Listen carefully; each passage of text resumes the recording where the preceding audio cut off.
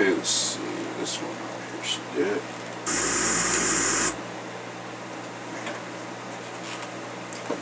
I've been asked by several viewers to do an update on the Dome project.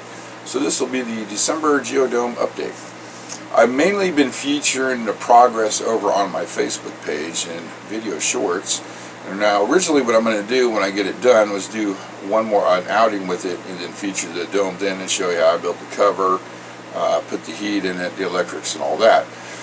But by popular demand by you guys, I'm going to go ahead and give you a little peek of what's going on. Now if you've been on my Facebook page, you've already seen these videos. If you have not, this will be the first time viewing them. So let's take a look and I'll show you what I got. Project update time. I've almost got all the materials ready for the Dome. I've got 3 9x12 tarps, some poly rope, and I need 2 more cans of 3M90, and I'm still waiting for the grommets to come in and I can start on the Dome. I've got the initial seams done, and I still got to straighten those out and reinforce the heck out of them. But originally what I was going to do didn't work out the way I planned. I was going to cover it like an apple, but the problem was the tarps were too small. And as you can see, I've got to go into town and get 3 more. But as usual, I'm kind of winging it, and it's working out a lot better than I thought it would, except for I'm going to have some different seams in there than I originally planned, but that's no big deal, some reinforcement. And that 3M90 is some wicked stuff, because I just sprayed it on and kind of tacked those into place and thinking I'd redo it a little bit later on. They're pretty much solid now. I was very surprised. So I'm going to do a little seam work, and I still got some stretching to do there and down there, and the sunlight's doing a lot of it for me actually, so I need to get this thing totally covered before tomorrow, and I'll let the sun take all the wrinkles out for me. But this is the update now, where I'm at so far, and I guess I'm gonna clean up a little bit and drive into town and grab me 3 more, what did I get? Yeah, that's right, 9x12 tarps.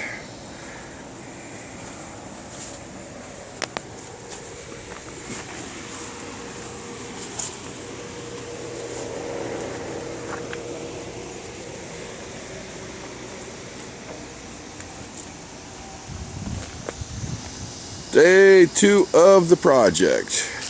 Remember yesterday how all them wrinkles were on this section here? Well, the sun hit it just a little while ago, and the majority of the wrinkles are out. I've got the whole Dome covered, and I only had to use 2 more tarps instead of 3. And I think I'm probably going to call it a day, because I can't get up to the top of the Dome right here to spray it down with some adhesive like I did here and here. I tried putting a ladder against it, and yeah, that just did not work out to my advantage. So I'm gonna go to a friend of mine's and see if I can't borrow his scaffolding for the day and just build a scaffolding over the top. Okay, now we're inside the Dome, and I'm pretty freaking happy with the way it turned out. I still got to tighten all these up, so these are just rough cut. Once I get the cover where I want it, I'm going to pull this off, put it on the shop floor, even out the seams, and then seal them a lot better than they are now. See, this has got to be trimmed down here. As far as the ridge line, I'm pretty freaking happy with the way it is. I think, not sure, but I'm going to put a tab on here so it locks down into the bolt. That way I can just pull this down and lock it on the bolt, which will be real easy to do because I got a lot of this left over. Now you're going to be seeing all these little red pieces of rope and tie downs on here. Basically all this is doing is keeping it really tight. That way I can try to get all the wrinkles out, except for this one. I don't know what the heck happened there. And these will not be on the final cover. I won't need them anymore. It's going to attach down to the bottom. So that's why all these are on here now, is just keeping it nice and tight so I can keep the wrinkles out and get the seams to line up the way I want them. But there's a look on the inside. And I'm thinking about keeping that on there too. This is a safety thing. I'm not sure yet. Yeah, it worked out really good. It made a really cool looking pattern here. If you can see that seam there, and that seam there, and that seam come down there like that, and then this one here. And well, this will be the same way once I actually cut the excess off, but until I get that adhesive on there, I'm just going to leave that the way it is so it don't fall apart. So there's been a look at the inside. Oh, one other thing. I'm going to have to make little bitty squares. I think I'm going to do 3 or 4 of them and glue them on there as an extra support where these struts connect. That way the dome don't push through it. And I've got to do that too, but I've got so much extra tarp left over here. I'll show you real quick. That is not going to be a problem whatsoever. So there's all the extra tarp. So there's your dome update for now. And this is how we're doing. I'm thinking tomorrow or late tonight I'll tackle a project some more after I grab some scaffolding and it cools off a little bit. Because I am sweating my butt off as we speak.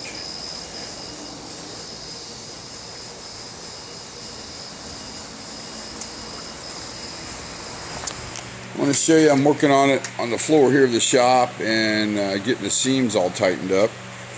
This is what the seam looks like when it comes off the dome. I just got it tacked on there. And if we come over here, here's one I just did, and it's still a little sticky. There, you see it right there. It's one of the seams I just did. And this is what it looks like when it's dry. Alright, there's what the seam looks like when it's dry. And it curves up, goes all the way up. And then, if I can find one, which I cannot, here we go. This is what the factory seams look like right there. So what I did is I sprayed the 3M90 on there, and then I kind of beat it down with the end of the can, making the two fabrics kind of mesh together, and it made one heck of a seam. Now here in the center, where this big old mess is, this is going to be a really bad weak point for the dome. This air can get under here. I'm going to make a round cap, put it right on the top, and then glue it on there. That way to seal up all those little air holes. And kind of been working on the wrinkles too. I've been gluing them together to tighten it up a bit. And I'm going to be honest with you, for my first dome cover, I'm just freaking happy with it. It's coming together a lot better than I thought it would. So here's another seam I got to work. So I've got two seams to do on the top left. Then I'm going to flip it over in a couple days after it cures and do the bottom seams here. I'm going to tighten these up and glue them together. Then I marked where the dome rests on the cover, and I'm going to reinforce this, and I'm going to reinforce all the corners. That way it doesn't push through and create a hole. I am making these little circles, and since my friends have been coming back here and seeing what the hell I'm doing they said it looks like I'm making waffles. So I'm making waffles, and what these are for, as you see here where all the stretch joint, this nut sticks out a little bit, and it's putting damage on the dome cover. So this is designed to go over that, and I will glue that on the back side of the cover to protect it from that bolt sticking through there and rubbing a hole in it. So what I got going on is I had a whole bunch of that extra tarp left over. Now I really don't like to waste tarp or anything. I took this lid off a 5-gallon container, traced it out, and cut a whole bunch of circles. Then I'm putting 5 of these circles together and making that protective sheet. That way the bolt won't push through the dome. And I also saved all the edges here, and I'm going to use these to make the little tabs inside the dome. That way I can hook it to the bolts or whatever, or pull it in wherever I need to put it into shape. So that way I pretty much utilized all the material, and I don't have that much waste. And another thing I'm doing is, this is why we call it making waffles now,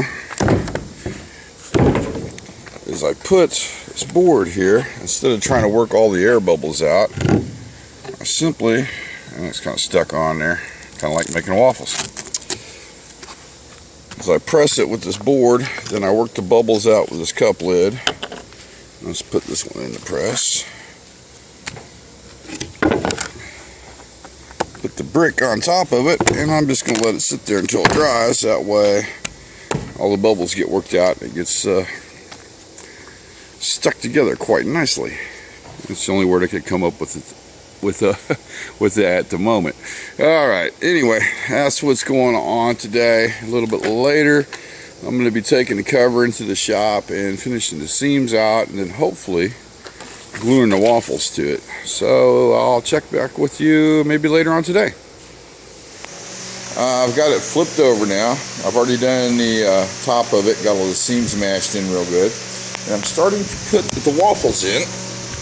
Here, all my markings are. There's a waffle there. In case you don't know what the waffles are, that's these little boogers right here. They're designed to protect the dome from the nuts on the strut and keep it from pushing through. Here's the doorway. I've got this glued on right now. There's a waffle under there. And so when this side dries, I'm going to scoot it over and start working on these seams right here. Tighten those up and put the other waffles on this side. And then I think I'm going to put the cover on the dome to see how it's going so far. See if I have to make any changes or not. I don't think I will. Then I'm going to measure out for down here and decide how I'm going to put the waffles where the cover meets the bottom of the dome and how I'm going to attach it on there. So here's your update of what I've got so far.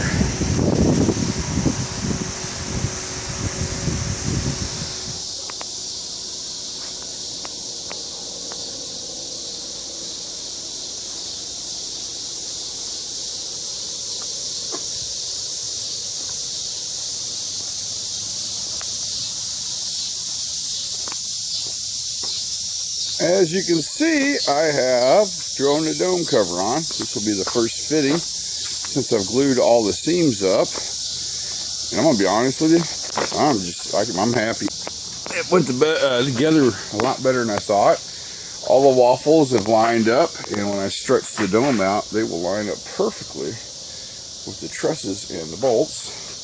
I found a couple holes in there, and I think that was from the scissors. They don't go all the way through, and there, but I'm going to make a patch strip anyway. And there's a couple up there, so I need to be a little bit more careful with the covering as I put it on the dome. Then I'm going to mark, I've still got to mark where I'm going to put tabs, so I'm going to put one here, one over there to pull this down and keep it nice and tight so it doesn't flap in the wind. And of course you got to add one there. I'm really happy. I mean, it's just came together great. It don't go through, but it's still, I need to fix that. The next thing I'm going to do, I'll probably be next week, is I'm going to put a lighting truss hoist on that center one, lift the dome up at least, I want to say 6 inches to a foot so I can start working on the bottom section. And I'm going to take these waffles and cut them in half and put the waffles there. And then I'm going to do strips along the tubing to support the tubing. That way because this cover will wrap underneath the strut. And I'll put the strip on there, is basically what I'm trying to say.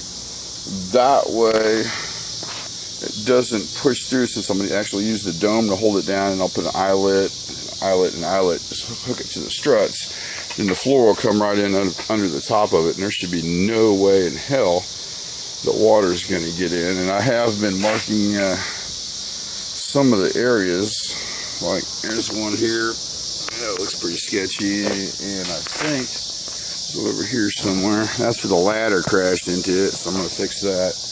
Let's go outside and look what the outside seams look like. And these are the ones I spent the most time on because I do not want the wind to come underneath there and open them up. And they are just solid. I think what I'm going to do is put a silicone over the top of them just for extra protection. And if you look at the top, I got my first resident stopping in to see what I'm up to. But the fly up there is kind of chilling. Okay, so let's go look over here. And once I get all this stretched out, I'm going to put it in the sun and it'll tighten it up even more. I do believe there's another one of the seams. It's going to definitely need a bath. And when I give it a bath with the hose, I'll figure out where all the leaks are. But there you go. There's been a look at the dome. The cover is now on. I want to say, I'm thinking probably 50% done. After I reinforce the bottom and fix all the possible leaks that it has. And then I got to decide what I want to do about windows and a vent hole, which I think I'm going to do a vent hole there. And instead of putting the windows way up here like I was originally going to do, I think I'm just going to put them a little lower. That way if the window does blow out, I can put a patch panel on it real quick. So just use some of that 90 and spray it. Do a patch panel. All right, there you go. Here's a look at the dome with the cover on. Okay, as you can see, I've got the cover completely made for the dome.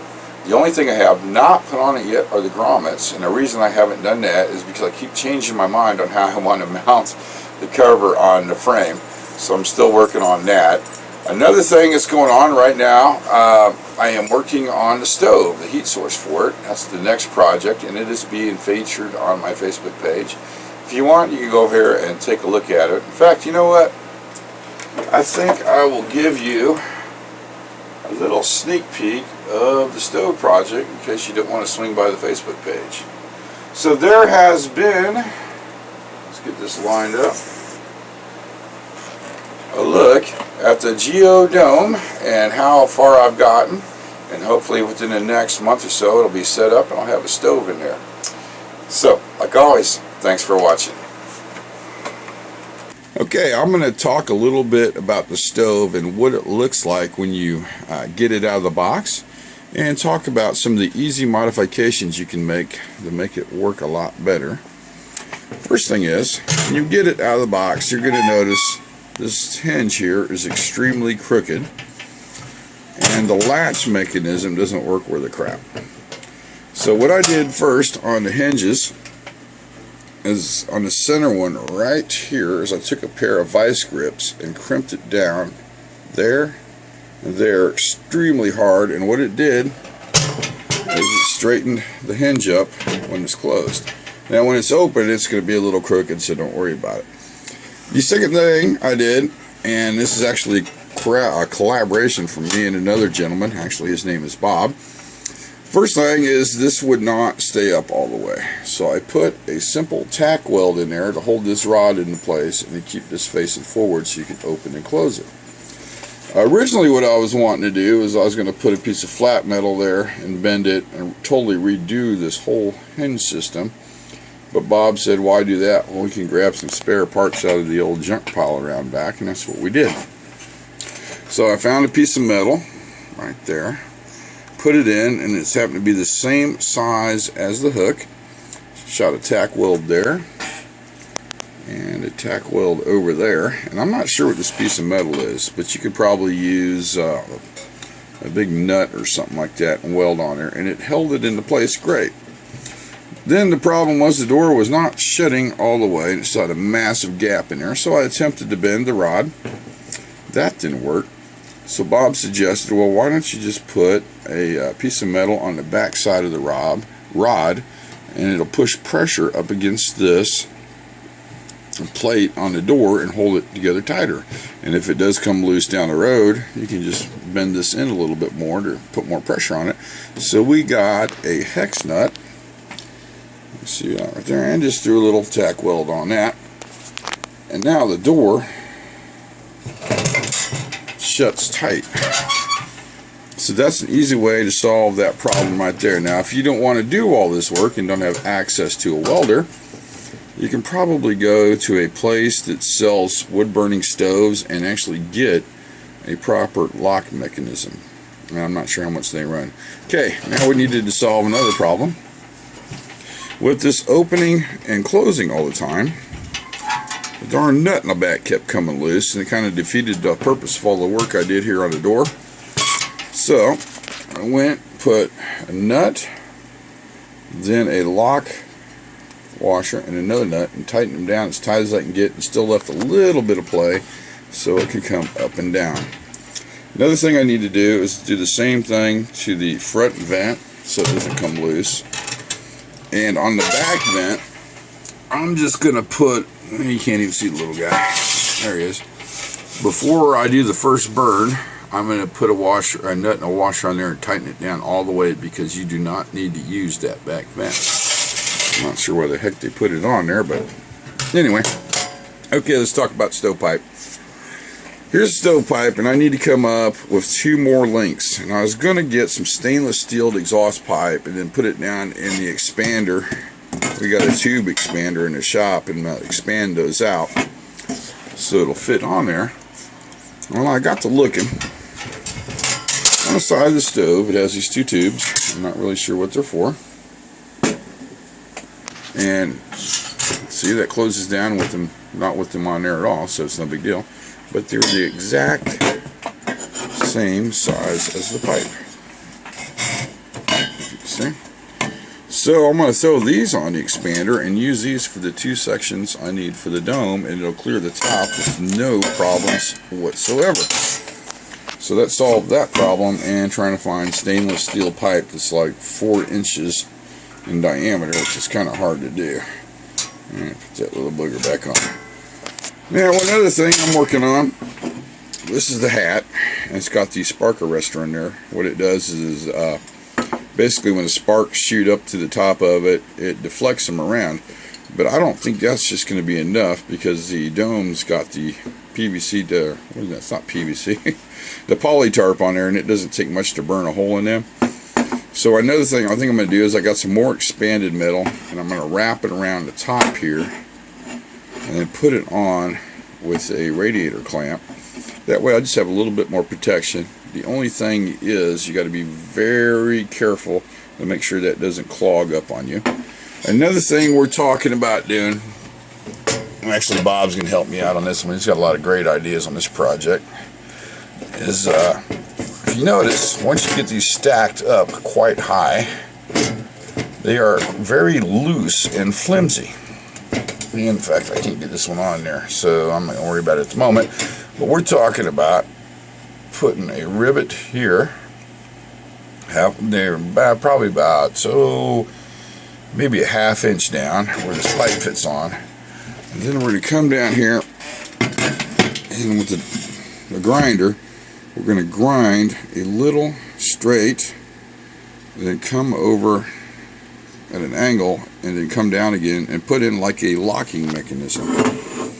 That way, when you put the pipe on,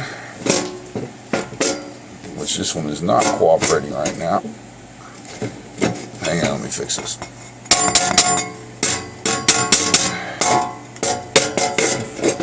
Alright, still not working. Oh well. When you put the pipe on, it'll fit in, you'll turn it, and then it'll lock into place. And that way, with the pressure from the rivet that we put in there, or actually welded in there, it'll hold it into place and a lot sturdier. That way, the pipe, when it's up at the top, will not become flimsy.